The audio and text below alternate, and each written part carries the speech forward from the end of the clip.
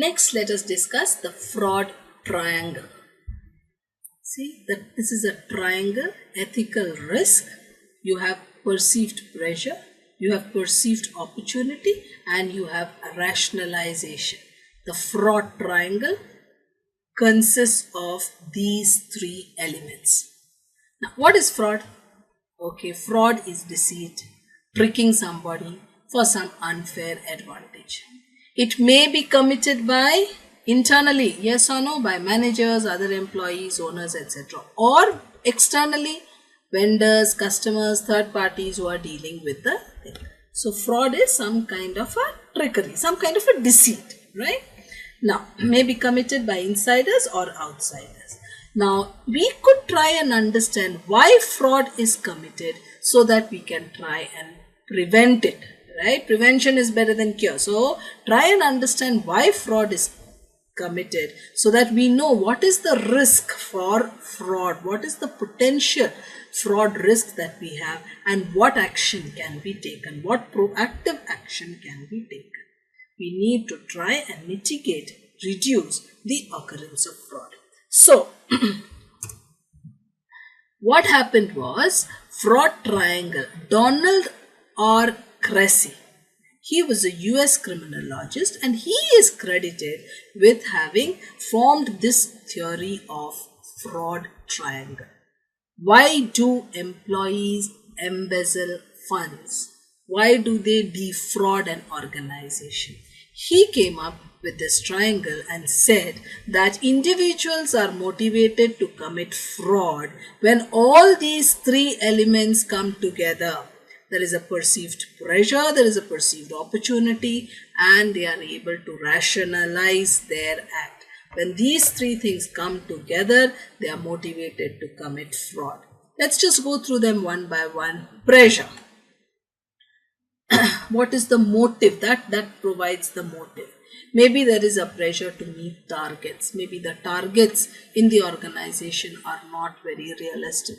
You would have cases of sales, the sales team in charge of selling mutual funds often making churning over the portfolios of their customers quite unnecessarily, only to increase the commission of the bank or institution that they are working for.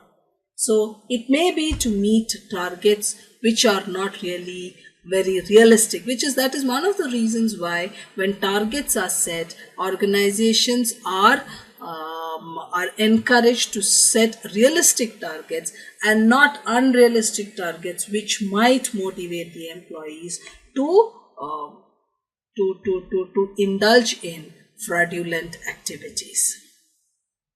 Maybe there is inability to pay debt. Money has been borrowed for a house, for a car, whatever, and we are unable to pay the debt. So that could be one reason. So motive is usually such that it cannot be shared. Usually the motive is such that they cannot discuss this. Or for example, there is gambling. Somebody has a habit of gambling or drinking and he cannot control himself, and a lot of money is lost in gambling. So there is motive. He needs the money. He is not able to discuss this habit with somebody because he thinks he's sure he will lose his job if his employers know that he has this habit of gambling or drinking or whatever. So there is a motive. Motive may be anything. What is the pressure to defraud the organization? Of course, now while there is a pressure, unless there is an opportunity, we cannot go ahead, right? There has to be an opportunity. Am I in a position to be able to defraud the organization? The controls are not very high. Maybe I am an employee. There is a motive for me. I am under a lot of pressure for some extra cash, and the controls in my organization are low. I am in a position of power.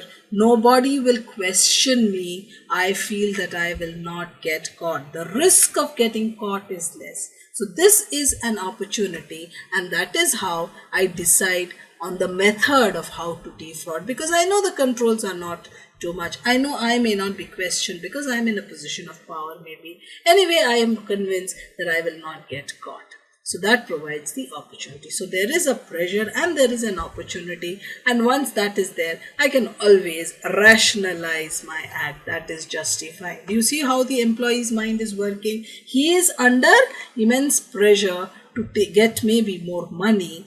He sees an opportunity to do so, and once he does that, he tries to justify his act. He says he thinks that he only borrowed the money, he will repay it in good time. He will repay it in good time. Or he might think that the company makes so much profit, I am underpaid, part of that actually belongs to me. It is my sweat, my tears, my toil which has gone to the profits of the company. I have a fair share and I have justified my share. Clear? So what Donald Cressey said was that there is a fraud triangle, and when these elements of there is a pressure, there is an opportunity, and one can easily rationalize, then when these three come together, that is when the employee commits fraud. This is a fraud triangle. Clear, students? Now what are the motives? Pressure or motive? Maybe the lifestyle needs, right? Need to possess a high-end vehicle, need to possess a house, etc. To go on huge holidays, expensive holidays. There may be addictive behaviors, gambling, drinking, right? Personal pressure, maybe from the family, maybe from a friend. So these are some of the ways which create a pressure. Maybe due to lifestyle needs, maybe addictive behaviors, maybe personal pressure. And these pressures, they are perceived as unshareable. They are not something that I really want to talk about. For some reason, they are perceived as not shareable, cannot discuss. Maybe there would be stigma, maybe reputation, maybe loss of job, fear of loss of job, etc. And maybe these are such, the problems are such that they cannot really be solved by normal ways or maybe legal ways. Okay. Now comes, the next one was what? Opportunity. Opportunity is another leg of the triangle. Opportunity is the biggest factor in the fraud triangle, because that may be within the control of the management. What is opportunity?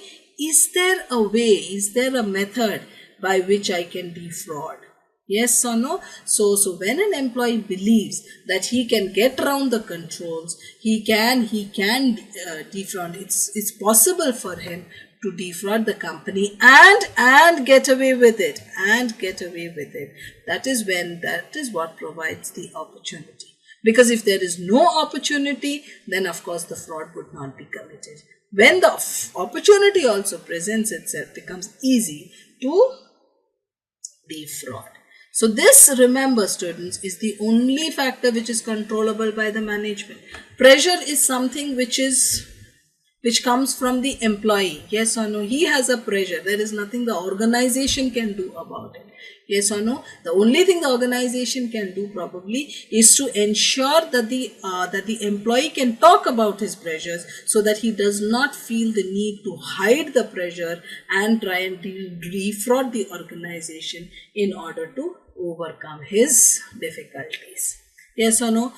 Rationalization, again, the rationalization and the pressures are from the employee side. The only factor that the organization can control is the opportunity part. That is why this is the most important leg, the leg on which the management should concentrate and ensure the internal controls are strong, so that defrauding is not easy, is not possible.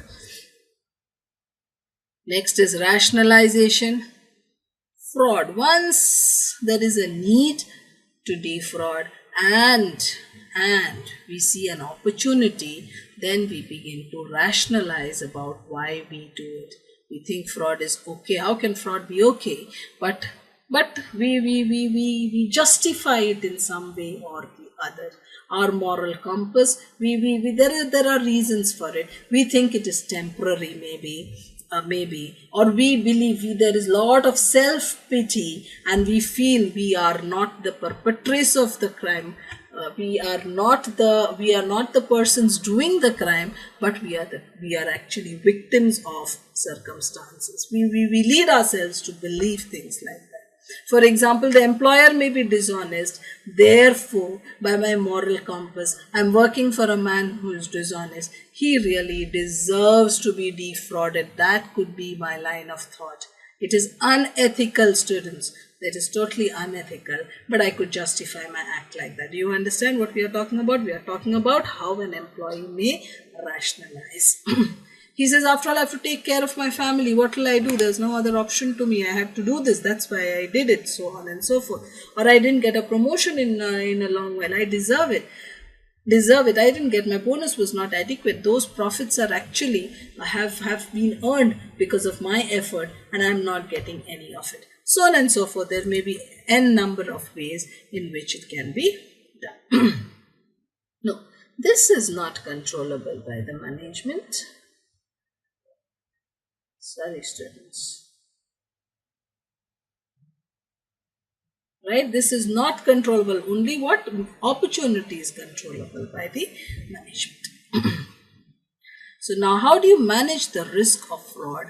The idea is to cut off at least one leg of the fraud chair, and then it cannot proceed. Preventing the opportunity is what the management can do most effectively. So what does the management need to do? Strengthen internal controls, reduce the risk of fraud, have independent committees who will review the processes, right? Independent, knowledgeable, empowered. Maybe there's an audit committee, internal audit, study of internal controls, study the risk exposure, make an analysis frequently, periodically. Let us have an analysis of the company's fraud exposure, risk of fraud exposure, and monitor the company's controls. The management accounting professionals, they should understand the fraud triangle. Once they are also aware of the fraud triangle and its components, right, then they may also consider looking at the behavior of the employees, realizing what could happen, therefore create an environment of openness, more frank discussions, make the employee feel comfortable, make the employee feel as a part of the family where he is able to share his problems, right? So the behavioral changes, or can they identify certain changes which so that the managers can get alert to that there could be a potential for fraud, right? So it is also, so one side is the internal control. Also, we could try and have a platform where the employees can without fear express their grievances, where they will not be judged, where management is approachable and they can confide financial problems. There could be one or two people to whom they feel, whom employees feel can be trusted, who will not betray them, and they will give them sound counsel. Honesty as a culture should frankly flow from the top. When the culture at the top, if it is immoral, if it is not honest, it becomes very difficult to have employees who you expect to be very clean, to be honest, to have a sense of integrity. So honesty, if as a culture is cultivated at the top, it is likely that it will spread in the organization. Of course, the employee should also be encouraged to share any dishonest act that they witness. Tips are a very major source of fraud detection. That is how we detect fraud. Normally, somebody will tip off, right? That's how we know there's a fraud. Otherwise, fraud sometimes go on for several years together before they are actually discovered.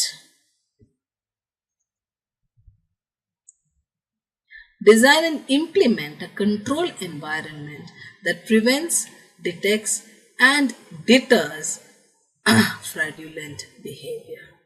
that will try to have a control environment which will prevent. If it happens, it will detect, and how can you deter fraudulent behavior?